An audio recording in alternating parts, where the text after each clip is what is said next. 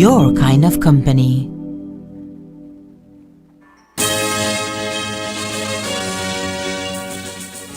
Tonight on CTV3 News, a man is stabbed during a domestic dispute in Carmelita Village. Orange Walk, suspect detained. Investigations underway after an American man is found dead on Placencia Main Road. Government continues to meet with bus operators to explore creation of national bus company, though public-private partnership. And Belize reports 22 cases of measles as health officials urge increased vaccination efforts. These are some of the stories we have for you tonight in our newscast for Friday, May 30th, 2025.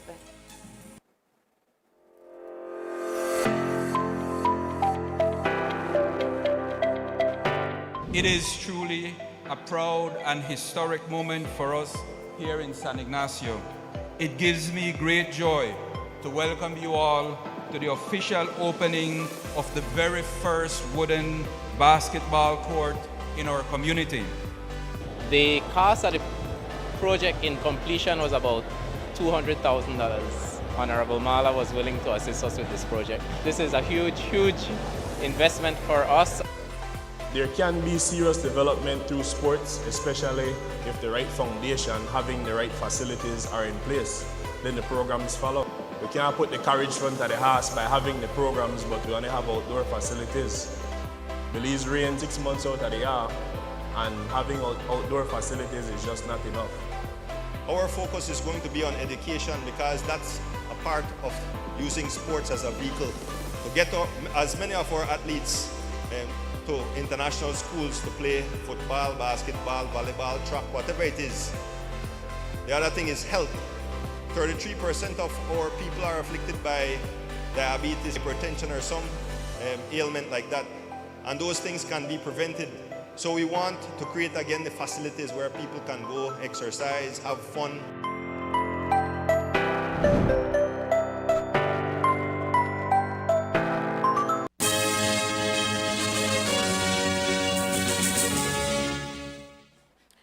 Good evening. With your news also simulcast on Face FM 106.7. I am Joanna Rodriguez. A domestic altercation in Carmelita Village turned violent last night, resulting in a man being stabbed and rushed to the hospital in critical condition. The incident occurred around 9:15 p.m. after reports of a domestic dispute escalated into an assault involving a weapon. According to police reports, officers responded promptly to the scene following a call for assistance. Upon arrival, they discovered Fidel Ocampos, a 38-year-old Belizean construction worker, suffering from a stab wound to the chest. He was immediately transported to the Northern Regional Hospital for emergency medical treatment. The incident traces back to early afternoon after around 1 p.m. when Fidel Ocampos visited his ex-common law partner, Ana Gonzalez, 22, at her residence in Carmelita Village. Ocampos was there to see their 6-year-old son. During the visit, he and Ana Gonzalez, along with Santiago Perez, Ana's current common law partner, shared some drinks. Tensions escalated later in the evening around 8:30 p.m. A domestic dispute erupted between Gonzalez and Perez. The altercation turned physical when Perez punched Ana in the face, causing her ear to bleed. Ocampos intervened, leading to a brief physical fight between him and Perez. Gonzalez then left the house seeking help, and the two men ceased fighting. Later, Ocampos left the residence and approached some neighbors who were standing outside.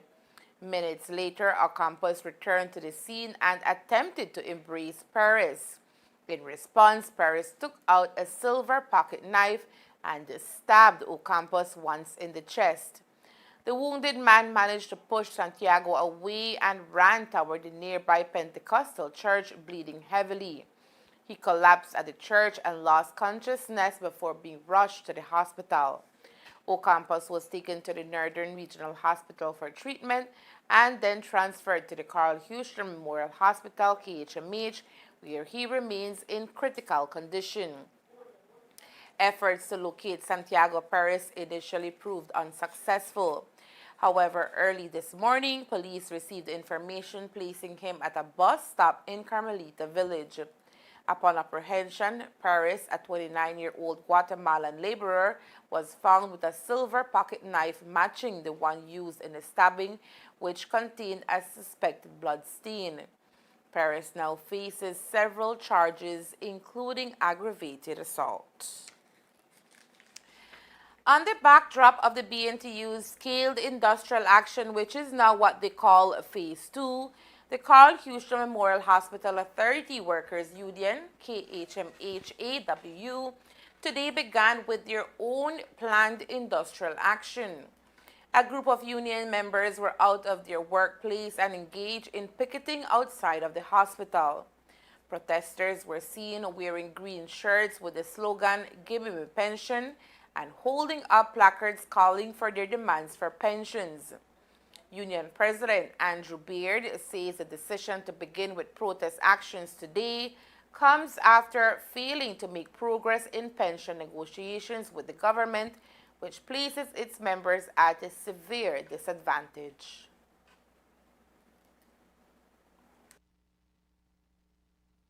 Staff in Carl Houston, some around 300 people who have worked pensionable service from 2000 up to 2017 before the Provident Fund, which is our the Provident Fund, which is the retirement benefit for new staff that have started since 2018. But the years of service from 2000 to 2017 is what we are asking for our pensionable service. There are people who have 20 years or so about to retire, and they will go home with nothing. So for that, we are asking the government to come back to the table and continue the dialogue so that our employees of the KHMH can go home with a peace of mind and that their well-being is well taken care of. So those employees from 2000 to 2017 before this restructuring, in essence, you're saying when they retire or when they leave the workforce, that's it, they have nothing to receive? If there is no pension, then all they take home is severance, which is pittance of what they actually value. And so we believe that we deserve, we are the frontline workers for this nation when it comes to medical service. We are the National Referral Center for the country of Belize. Today's protest actions come amidst formal warning from the Labor Department regarding the legality of protests within essential healthcare services. While I have maximum respect for the Labour Commissioner, I believe that she misinterprets the law. It is clear in Section 11 of the Settlement of Dispute Act. First of all, Section 11.1 said that if you have a dispute, you may report it to the Minister of Labour. Not shall. It didn't say shall, it said may. And as far as the other section that talks about strike, the meaning of strike as it's interpreted in the Act stated cessation of work. And the last time I checked, cessation of work means to stop work. To stop work. I don't see how a demonstration means to stop work. I don't see if we say we go slow means that you stop work completely. So I beg to differ with the LC, and of course we are guided by our legal team as well. The LC says that that stoppage could be at any degree based on her interpretation and would be a violation. Is it to say then that there's nobody out here that's supposed to be on duty right now and they're out here protesting? The services of Carl Houston is not interrupted while we demonstrate and protest for what we really deserve. The BNTU continues with its own protest actions across the country. National President Nadia Callis was out today in support of the KHMH-AWU in their pursuit of fairer treatment. People find the need to express how they feel this time around. It is sad that we have to come to this before the political electorates and directorates understand that we can do this in another form. Too many bodies are becoming, or too many government agencies are becoming statutory bodies, and workers are losing their rights. And they need to bring to the attention of workers, when we become a statutory body, these are some of the things that you are going to lose. So you remain if you want to, or we pay you off. But you don't find that. You find people just stepping into a new regime, and then later on you find out that you no longer have a pension, you no longer have this, and you no longer have that. Governments need to discontinue this. And when I say governments, red and blue do the same thing to us as workers, and it needs to stop. The KHMHAW has outlined a tiered strike plan ranging from demonstrations to a go-slow approach and media sensitization. Additionally, its plans include a work-to-rule policy where staff will strictly adhere to their contractual duties with no overtime or extra duties exercised. BNTU National President Nadia Callis today also gave an update on the union's way forward following the rejection of the government's 3% salary adjustment. Their counter-proposal, according to Callis, was forwarded to government today, and the BNTU is now expecting a meeting with the government negotiating team on Monday. To respond to my PM, according to you, brother, and I mean, and I say that with respect, Honorable Bersenio, according to you, my teachers are holding the students hostage. Honorable Bersenio, governments, both red and blue, have been holding us hostage. You have been sending us into poverty. When you look at our classrooms, we finance those classrooms. We take care of those classrooms. A teacher with an associate's degree cannot live a comfortable life here in Belize. I said this to you when we met on the 16th of May, 2024. And when you are telling me and this country that our teachers are holding the students hostage, you have been holding these students hostage. You have not provided what you needed to provide for them. Similarly, today the president of the Public Service Union, Dean Flowers, also provided an update on their own process, which has resulted in a rejection of the government's proposal of a 3% salary adjustment. The government had proposed a salary adjustment of 3%. The joint unions had written to the government requesting a salary adjustment of 8.5% to compensate for the fact that the government has withheld 3 increments from public officers. Thus, public officers were now out of pocket. So as compensation, we said, give us an adjustment of 8.5%. Keep the retroactivity of those increments, but give us an adjustment of 8.5% on our salaries. The government came back and made a proposal of 3%. The membership were asked to vote on that. I can report that 92% of our membership rejected that, and they indicated that they're holding their position on the 8.5% salary adjustment that was requested as a result of the contractual obligation and agreement that government has with its employee to pay them an annual increment for those who are successful. The other matter that was voted on was the matter of the restoration of increments.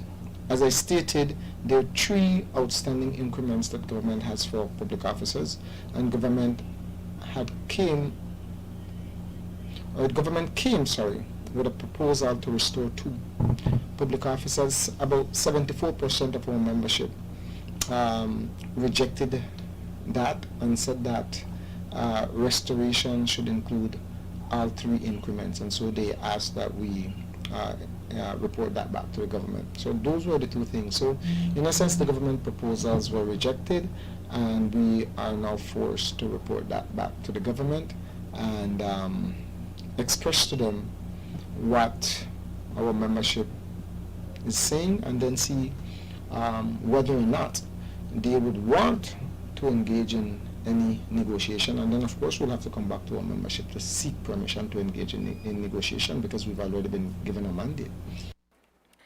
The Ministry of Transport today held an extensive consultation gathering with bus operators from across the country as they continue to move forward with plans of introducing a national bus company in Belize. The consultation process, which is now in its third phase, seeks to inform those within the bus industry about the benefits of a public-private partnership in the establishment of a single company which would take over for over 30 operators who currently supply the country. Today's consultation exercise included an extensive question and answer session where those in attendance were given the opportunity to openly ventilate concerns or questions surrounding the current proposal. Those concerns, according to Transport Minister, include the establishment of trust between the government and stakeholders within the bus operators and ensuring that operators can continue to earn a livable earning. Yes, I think at the heart of it, they want to have some assurances that if they agree to the proposal, that they will continue to have an income as what they're making now, or something better than that. I think that's across the board one of their main concerns. And of course, at this point, we're still at the conceptual stage, so we couldn't give them details. But what we agreed to today was to select 3 auditing firms that will go across the country to the 31 operators and determine their value, their cost structure. And so with that now, we'll be closer to having more details on how we'd be able to transition. It's a matter of trust, of bridging that gap. But we must remember that the other stakeholder, in fact the most important stakeholder, is the commuter. And it's been for too long now that our commuters have been suffering, and that in fact the bus sector has not been improving but deteriorating. So it is incumbent on all of us, including the operators, to make the best effort to collaborate. I think that we on government side have done the best that we can to assure them that what we do will not in any way make it worse for them. On the contrary, especially the smaller operators will be shareholders of one national company, and that will definitely improve their profitability, because one consolidated company clearly will have significant economic benefits. I think that as we go about getting the details, that more and more of these operators will come on board. You would have seen that the larger operators are pretty much on board already, and now it's because we have a lot of small operators. We have to address their concerns, and we have assured them today that we will do that on a one-on-one basis as necessary. Discussion centered on improving the nationwide bus services, addressing operational inefficiencies, and fostering sustainable growth through a collaborative model that balances the public oversight with private sector efficiency, according to Transport Minister Honorable Dr. Louise Zabani. Right, and as I explained very early today with them, that in fact how we are envisioning the progress and the development of this company, the government does not need to put in a penny. And why is that? Because after the valuation, the government has assets in the company, they have their companies in the national company, and then if there are some of them who wish to be paid out, as you saw the pie charts that showed the distribution of ownership for BEL, BWSL, and BTL, you see that government owns a portion, Social Security owns a portion, Central Bank owns a portion, and private people own a portion. That's for the 3 public utilities.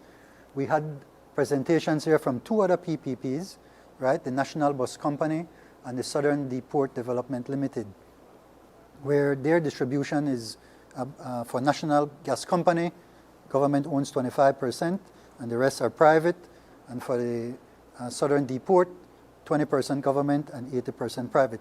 We showed all of that to them to make that very point, right? That when we come up with the final configuration, that is when we'll be able to determine what kind of values they will have, how much they will keep within the company, and then institutional investors that come into these kinds of companies, let us say that half of the bus owners want to be paid out.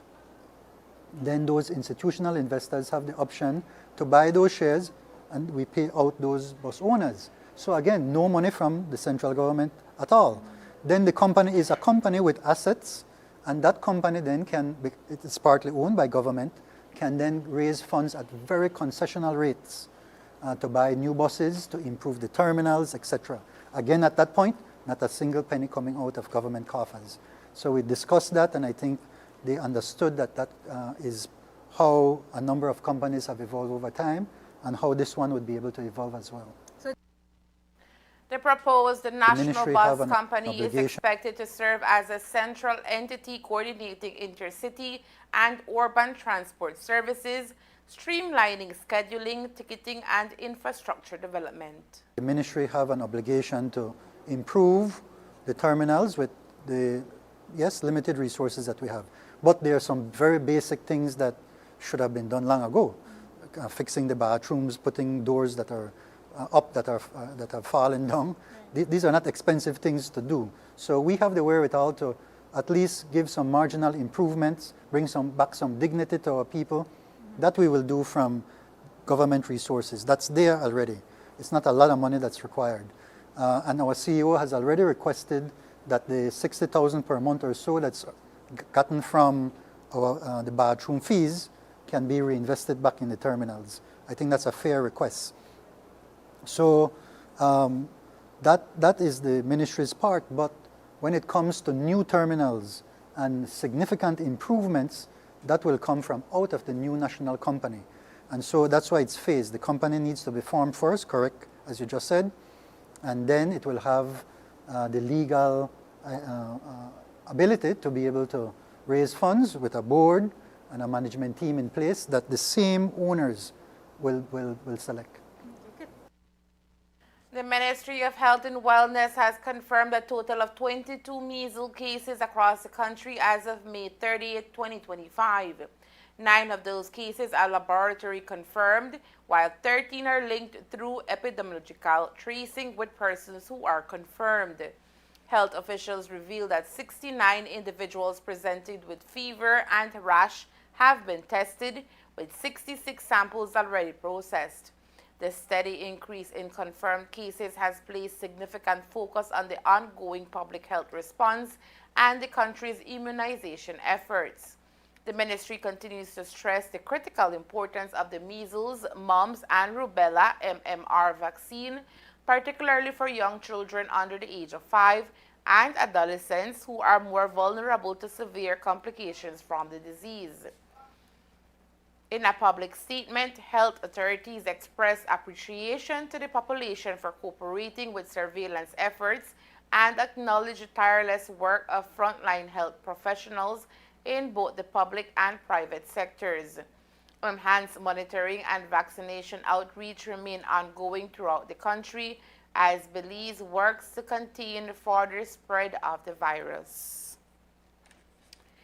Authorities are currently investigating the death of an American man whose body was discovered late Thursday night along the Placencia Main Road. The police responded to the scene shortly before 10 p.m., arriving to find the lifeless body of Fred Mason Hoffman. He was reportedly found lying on the roadway, wrapped in a sheet. Initial reports indicate that Hoffman was last seen alive earlier that same morning. At this stage, investigators have not confirmed whether foul play is suspected. A post-mortem examination is scheduled to determine the precise cause of death. Authorities also noted that upon initial inspection, there were no visible signs of violence or injuries on Hoffman's body. Further details are expected as the investigation continues. Coming up next, we'll tell you about the country's decrease in imports and exports. Stay tuned. Every smile, every hug, every step our children take is a precious gift. For 50 years, vaccines have been the shield protecting those moments, saving 6 lives every minute around the world. That's 8,000 lives a day. Thanks to Vaccination Week in the Americas, 1.2 billion people have been vaccinated across more than 40 countries. In 2024, we celebrated 30 years without polio and reaffirmed our region's status as measles-free. But there's still more to do.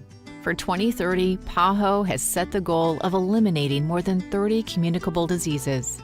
This goal is about caring for our future and for our communities, our health systems, and boosting socioeconomic progress.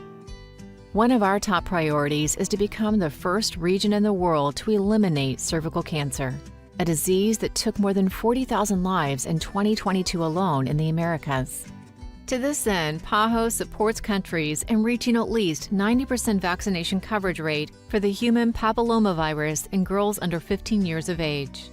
Also, some countries are already vaccinating boys, which will help achieve the overall goal. But there are still children and adolescents without access to vaccines. We need urgent support from our leaders, our communities, and from each individual. No child, no one should suffer or die from a disease that we know how to prevent. Why is getting vaccinated essential? Because each person vaccinated is a life saved, a step closer to individual, family, and community development. Because your decision makes a difference. For those you love, for the future, for your health, and for the good of your country and our region.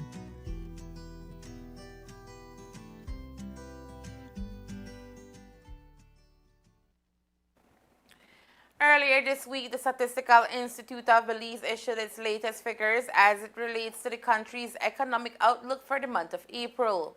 Taking a look at the figures of external trade, the Statistical Institute is reporting that total imports saw a significant drop of 16%, down to 221.5 million in the month of April 2025, as compared to 263.8 million in April of 2024. The overall drop in total imports was driven by reduced purchases across most commodity categories, with imports of goods for the commercial-free zone, other manufacturers, and food and live animals in particular falling significantly during the month. Despite the overall reduction, there was growth in certain sectors. Imports of food and live animals increased by 3.8 million, driven by higher demand for orange concentrate and groceries. The commercial-free zones also saw a slight rise in imports, mainly for cigarettes and handbags. Merchandise imports for the first 4 months, January to April of 2025, amounted to $914.3 million. This represents a 7.1% or $69.9 million increase from $984.3 million recorded in the same period last year. Switching over to overall exports for the month of April 2025, the Statistical Institute is reporting a total of $44.5 million, a significant drop of 21.9% when compared to the previous year. Export revenues for April 2025 are reported as the highest monthly figures recorded so far for this year. Notwithstanding a bulk shipment of sugar in April this year, earnings from this product were down by more than 30% for the month. Similarly, revenues from molasses dropped from $5.4 million to $2.3 million. Sales of bananas declined by $1.4 million, while earnings from citrus products decreased slightly from $1.9 million in April 2024 to $1.3 million in April 2025. Despite this, certain export categories like other exported. As a result of the decline in sugar earnings for the month, revenues from key export markets were down when compared to the same month last year. Total export revenues from the United Kingdom, for example, dropped from $6.6 million, while earnings from other European Union countries were down by $0.7 million. Similarly, reduced sales of molasses during the month led to a $5.2 million increase in earnings from the United States of America, and sales to CARICOM countries were down by $1.5 million. Merchandise exports for the period January to April 2025 totaled 115.9 million, down 6.9% or 8.6 million from the same period last year when exports were valued. Lastly, we take a look at SIB's latest form of measuring the country's economic state, which with the U.S. Consumer Confidence Index. The CCI is an indicator that measures consumers' sentiments with respect to general economic conditions within the country, their household's own economic situation, and making major household purchases. For the month of April 2025, the National Consumer Confidence Index CCI stood at 47.7, representing a 3.8% decrease from a near optimistic 49.6 in March 2025. This decline was indicative of somewhat volatile but general downward movement in consumer confidence since the start of this year. Reduced sentiment was seen across all three subcomponents of the CCI over the one-month period. Consumer confidence among males was down slightly by 0.9% during the month, from 51.7 in March 2025 to 51.2 in April 2025. Confidence among female consumers also declined, albeit by a more significant 4%, from 46.3 in March 2025 to 44.5 in April 2025. Looking at the overall figures for females over the month, it can be deduced that female consumers were slightly less pessimistic about their economic outlook for the next 12 months. Among the 6 districts, only persons living in Toledo reported an increase in consumer confidence for the month. Within this district, sentiment improved by 3.5%, from 51.4 in March 2025 to a more optimistic 53.2 in April 2025. On the other hand, persons living in the Stand Creek district reported the largest decrease in consumer confidence, as sentiment dropped by 14.4%, from an optimistic 55.9 in March 2025 to a pessimistic 47.8 in April 2025. Sunday, June 1st, 2025 marks the official beginning of the Atlantic hurricane season, which lasts until November 30th. This annual period is when tropical cyclones are most likely to develop in the North Atlantic, Caribbean Sea, and Gulf of Mexico. While the season officially starts today, it's important to note that tropical storms can sometimes form outside these dates. Forecasts for the 2025 season indicate a likelihood of activity ranging from normal to above average. Experts predict between 13 and 19 named storms, with 6 to 10 expected to develop into hurricanes. Of these, 3 to 5 could escalate into major hurricanes category 3 or higher. For comparison, an average season typically sees around 14 named storms, 7 hurricanes, and 3 major hurricanes. 2 key factors are expected to influence this season's activity. 1. El Niño, Southern Oscillation. There is a moderate chance that the ENSO phase will remain neutral during the peak months, with only a small likelihood of either La Niña or El Niño conditions. A neutral phase generally supports a typical hurricane season in the Atlantic. And 2. Sea surface temperatures. Warmer than average sea surface temperatures are anticipated across the Atlantic. This warmth provides additional energy, potentially fueling more tropical cyclone development. While these forecasts give a general idea of how active the season might be, they do not predict the timing or specific paths of individual storms. It's possible that none of the forecasted storms will impact Belize, or that one or more could pose a threat. As a country vulnerable to hurricanes, Belizeans are urged to remain vigilant and prepared at all times.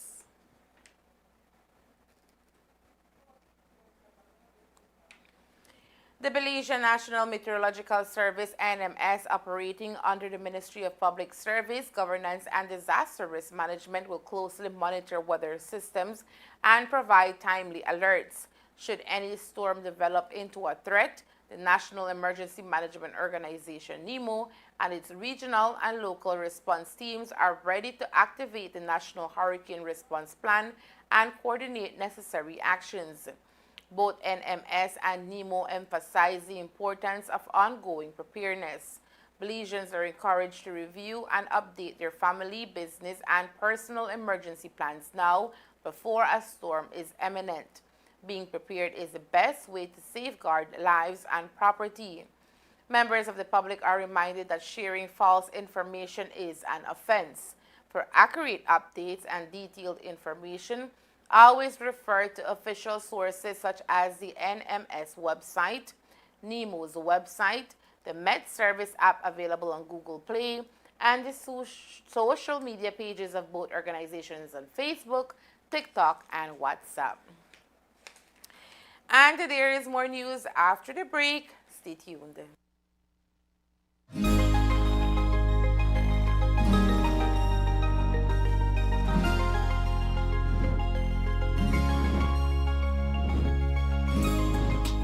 We are here at Highland Estates today to deliver 50 newly constructed studio homes to well-deserving families.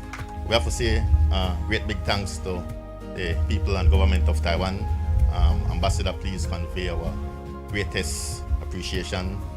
This wouldn't happen without you, without your government, without the former president being so inspired, being so impressed by Minister Julius's presentation at that bilateral meeting. The provision of affordable housing is the shared commitment and the common policy priority of both our governments. Taiwan is therefore very honored and pleased to partner with the government of Belize to support such an important program. I'd like to give thanks to the Republic of China. 50 starter homes, ma'am, Ambassador, was done with your government's contribution of approximately $3 million Belize dollars. In addition to that, MIDH came in with our resources and we did the clearing of the bush. We did the surveying and the filling of the lot of a cost of approximately $500,000. Then we worked in collaboration with the utility companies to get some discount, and we managed to bring the cost of bringing power and water here for a cost collaboratively of $500,000. I'm glad for this and I really appreciate it. This is for my children. This is something that I was hoping for, longing for. In 10 years, probably in 5 years, when you come back here, you're going to see it totally different. You're going to see some people that have added to their homes. You're going to see more homes being built. We, those that are being blessed and have the opportunities, we take these things for granted, but it's not. These are the things that really start to make people's lives better and give them a sense of purpose.